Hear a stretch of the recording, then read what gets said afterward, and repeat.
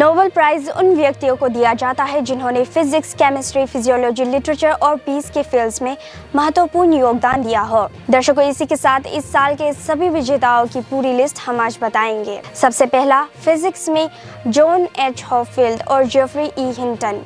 दर्शकों, आपको बता दें कि इन्होंने मशीन लर्निंग और आर्टिफिशियल न्यूरल नेटवर्क्स के लिए आधारभूत खोजें और आविष्कार किए हैं। जॉन एच हॉपफील्ड एक अमेरिकन फिजिसिस्ट और बायोलॉजिस्ट है जिन्होंने न्यूरल नेटवर्क्स में महत्वपूर्ण योगदान दिया।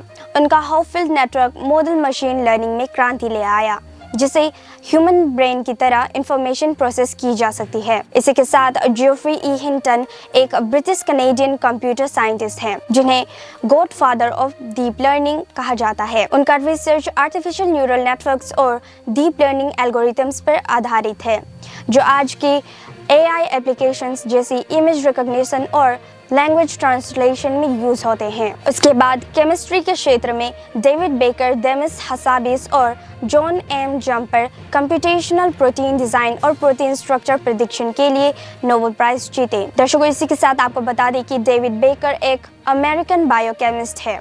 उन्होंने कंप्यूटेशनल मेथड्स का इस्तेमाल करके प्रोटीन डिजाइन के फील्ड में क्रांति लाई, जिससे दवाओं और बायोटेक्नोलॉजी के नए इलाज और थेरेपीज के रास्ते खुले हैं। इसी के साथ देमिस हसाबिस एक ब्रिटिश AI रिसर्चर और डीप माइंड के CEO है। उनका काम अल्फाफोल्ड के साथ एक महत्वपूर्ण बायोलॉजी का समस्या का हल था। कैसे प्रोटीन्स 3D स्ट्रक्चर्स में फोल्ड होते हैं, जो बीमारियों को समझने और इलाज विकसित करने के लिए आवश्यक है। इसी के साथ John M Jumper DeepMind में एक प्रमुख वैज्ञानिक है और अल्फाफोल्ड के को-डेवलपर है। उनका योगदान प्रोटीन स्ट्रक्चर प्रेडिक्शन में बायोलॉजिकल प्रॉब्लम्स के सॉल्यूशन को आसान बनाता है और कंप्यूटेशनल बायोलॉजी की सीमाओं को आगे बढ़ाता है। दर्शकों, इसके बाद फिजियोलॉजी या मेडिसिन डिपार्टमेंट में विक्टर एम्ब्रोस और गैरी रिवकुन माइक्रो RNA की खोज और पोस्ट ट्रांसक्रिप्शनल जीन रेगुलेशन में उनकी भूमिका के लिए नोबेल प्राइज जीते। दर्शकों, इसी के साथ आपको बता दें कि विक्टर एम्ब्रोस एक अमेरिकन मॉलिक्यूलर बायोलॉजिस्ट है। उन्होंने माइक्रो RNAs की खोज की, जो छोटे मॉलिक्यूल्स होते हैं जो सेल्स में जीन एक्सप्रेशन को रेगुलेट करते हैं। ये खोज जेनेटिक्स और बीमारियों जैसी कैंसर को समझने के लिए एक नया दृष्टिकोण लाई है। इसी के साथ गैरी रिवकुन एक अमेरिकन जेनेटिसिस्ट है जिन्होंने ये समझा कि माइक्रो RNAs जीन फंक्शन को कैसे कंट्रोल करते हैं।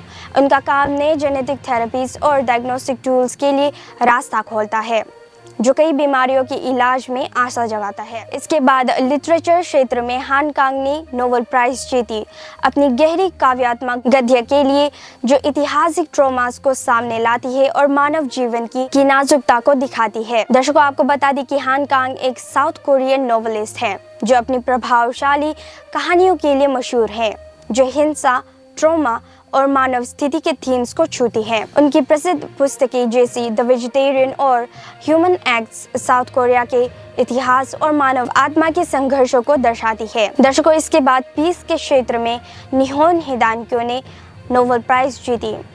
न्यूक्लियर वेपन से मुक्त दुनिया के लिए अपने प्रयत्नों और गवाही के माध्यम से दिखाने के लिए कि न्यूक्लियर हथियार कभी इस्तेमाल नहीं होनी चाहिए। इसी के साथ आपको बता दें कि निहोन हिदानक्यो एक जापानीज संगठन है जो हिरोशिमा और नागासाकी एटॉमिक बॉम्बिंग्स के बचाव से बना है। दशकों से ये संगठन अपने भयानक अनुभवों के माध्यम से न्यूक्लियर डिसआर्ममेंट को बढ़ावा दे रहा है, दुनिया को न्यूक्लियर युद्ध के विनाशक परिणामों की याद दिला रहा है। इन नोबेल विजेताओं ने मानव ज्ञान सृजन और शांति के प्रयत्नों की सीमाओं को बढ़ाया है और अपने अपने फील्ड्स में एक अमर छाप छोड़ी है। दर्शकों, आपको बता दें कि नोबेल प्राइज क्या है और कौन देता है। नोबेल प्राइज एक इंटरनेशनल अवार्ड है जो लोगों और ऑर्गेनाइजेशंस को उनके विभिन्न क्षेत्रों में अचीवमेंट्स के लिए दिया जाता है। 1901 से Nobel prize physics, chemistry, physiology या मेडिसिन, लिटरेचर और पीस के फील्ड्स में दिया जाता रहा है, जबकि 1968 में इकोनॉमिक साइंसेस में एक मेमोरियल प्राइज शामिल किया गया। दर्शकों, आपको बता दें कि अल्फ्रेड नोबेल का सपना एक बेहतर दुनिया का था।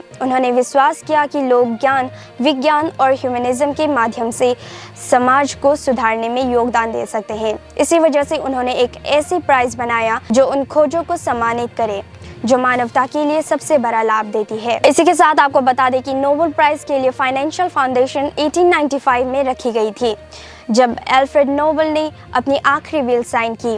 और अपनी दौलत का एक बड़ा हिस्सा नोबल फाउंडेशन के लिए छोड़ा।